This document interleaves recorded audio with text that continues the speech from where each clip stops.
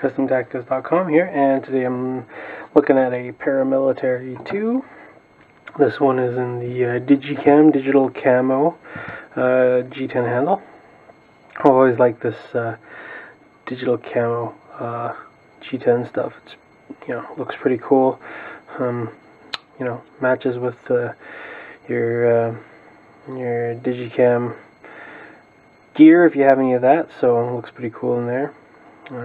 Compression lock, Spyderco design, which is on all the paramilitaries. It's a great lock. Only thing is it's a little tricky to open with release with two hands. So you gotta open it with one there, close it with the other hand there. You can do it with one hand, not quite as easily as the liner lock, but the lock is stronger, so it can sustain more weight on it than a typical liner lock design. So that's if you want to close it with one hand.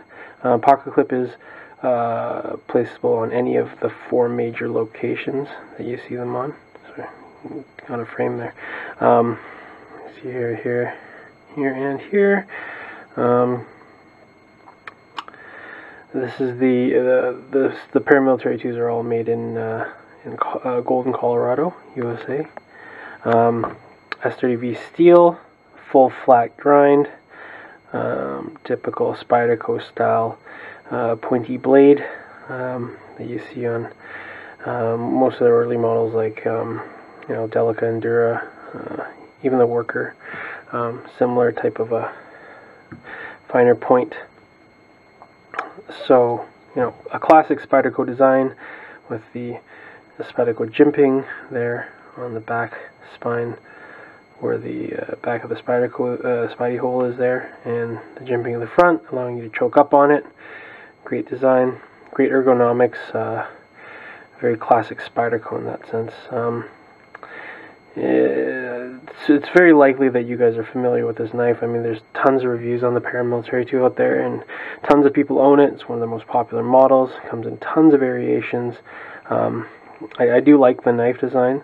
I like how they inset the steel liners inside the handle there. You can see it just a bit, and it's throughout the entire handle. So it's basically the